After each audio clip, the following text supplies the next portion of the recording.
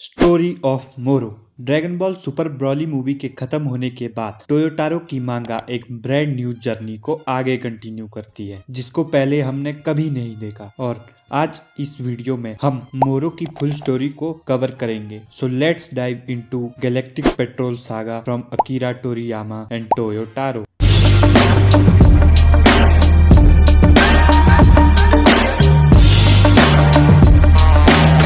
अब ब्रॉली के इवेंट्स के बाद काफी टाइम हो जाता है और गोकू और वेजिटा ग्रेविटी चैम्बर में ट्रेनिंग कर रहे होते हैं और वेजिटा गोकू को अपनी अल्ट्रा इंस्टिंक्ट यूज करने के लिए बोलता है, पर गोकू बताता है कि उसने टूर्नामेंट ऑफ पावर के बाद उसमें टैप इन नहीं किया। पर तभी वहां बुल्मा आ जाती है और बताती है कि कोई मिस्टीरियस गैंग बू को किडनैप कर रही है।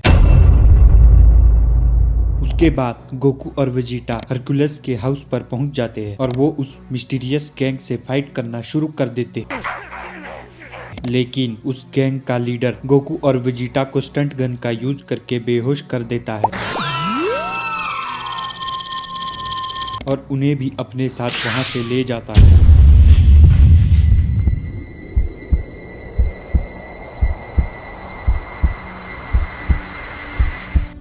गोकू और वेजिटा जब होश में आते हैं तो उन्हें वहां जैको दिखता है और उन्हें ये भी पता चलता है कि वो गैलेक्टिक पेट्रोल के हेडक्वार्टर्स में है। उसके बाद नीरस बताता है कि बू को किडनैप करना उनके लिए बहुत ही ज्यादा जरूरी था और अगर उस टाइम में तुम्हें समझाता तुम लोग ना समझते, इसलिए मुझे तुम्हें किडनैप करना पड़ा। वेजिटा उससे पूछता है कि उन्हें यहाँ क्यों लाया गया है और उन्हें बू से क्या चाहिए। नीरस बताता है कि गैलेक्टिक प्रिजन से एक बहुत खतरनाक विलन भाग गया है और उसे पकड़ने के लिए उन्हें ग्रैंड सुप्रीम काय की जरूरत पड़ेगी। फ्लैशबैक। आज से 10 मिलियन ईयर एगो, जब फ्रीजा जैसे विलन्स का नामो निशान भी नहीं था, सभी सैयन से भी पहले एक अलग तरह का विलेन पूरे यूनिवर्स को टेक ओवर कर चुका होता है। इसके बाद हमें ग्रैंड सुप्रीम काय और साउथ सुप्रीम काय को दिखाया जाता है। वो दोनों एक अननोन एनर्जी से लड़ रहे होते हैं और उनके ऊपर लगातार कॉमेट से हमला हो रहा होता है।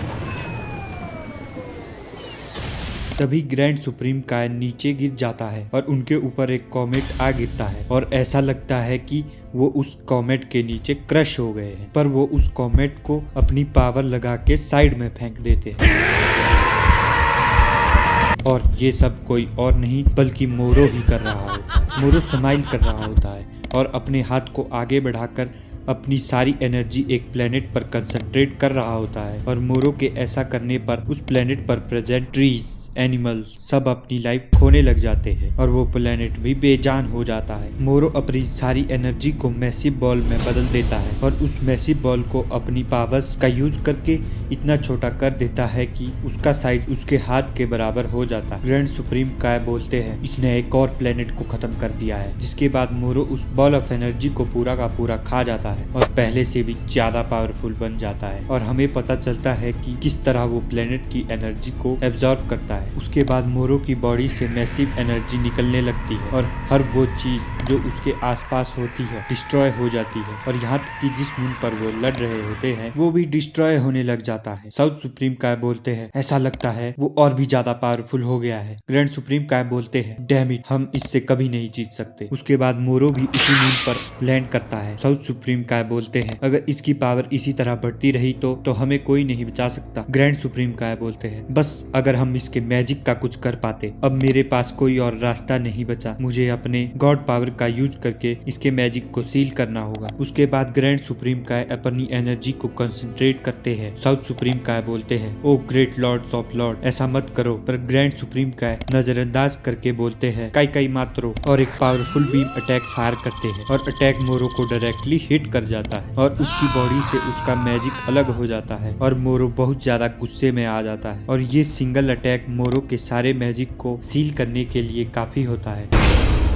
जिसके बाद गैलेक्टिक पेट्रोल मोरो को प्रिजन में डाल देती है। प्रिजन में डालने के बाद मोरो को डेथ की सजा मिलती है, पर वो इतना पावरफुल होता है कि कोई उसे मार नहीं पाता। इसी की वजह से उसे उम्र कैद में रखा जाता है। Present time. अब वेजिटा पूछता है क्या ये मोरो 10 मिलियन ईयर बाद भी जिंदा है। गोकू बोलता है इसका मतलब ये प्रिजन से बचकर निकल गया था। मीरस बोलता है इतने टाइम किसी को पता नहीं था कि मोरो की पावर्स वापस आ रही है और उन्हीं पावर्स का यूज करके वो प्रिजन से भाग निकलता है। वेजिटा मीरस से पूछता है इस सब से आखिर बू का क्या लेना देना। मीरस बोलता है, मोरो इवेंट के 5 मिलियन ईयर्स बाद मार्जिन बू ने ग्रैंड सुप्रीम काय को एब्जॉर्ब कर लिया था, तो हो सकता है कि हम ग्रैंड सुप्रीम काय को उसके अंदर से एक्सट्रैक्ट कर सके। वेजिटा बोलता है, तुम्हारा ये प्लान बेकार है क्योंकि बू अभी डीप स्लीप में है और किसी को नहीं पता कि वो कब जागेगा। गैलेक्टिक पेट्रोल ऑफिसर बताता है कि हमारा रियल मोटिव मार्जिन बू के अंदर से ग्रैंड सुप्रीम काय की एबिलिटीज को एक्सट्रैक्ट करना है और गोकू और वेजिटा भी गैलेक्टिक पेट्रोल की हेल्प करने का बोलते हैं। तो मीरस उन्हें गैलेक्टिक किंग से मिलवा देता है और वो उन्हें भी इंक्लूड कर लेता है। तभी मीरस को पता चलता है कि मकारा सिबलिंग्स ने कुछ चोरी कर लिया है और उसे पकड़ने के लिए गोकू और वेजिटा भी उसके साथ जाते हैं। मीन भाई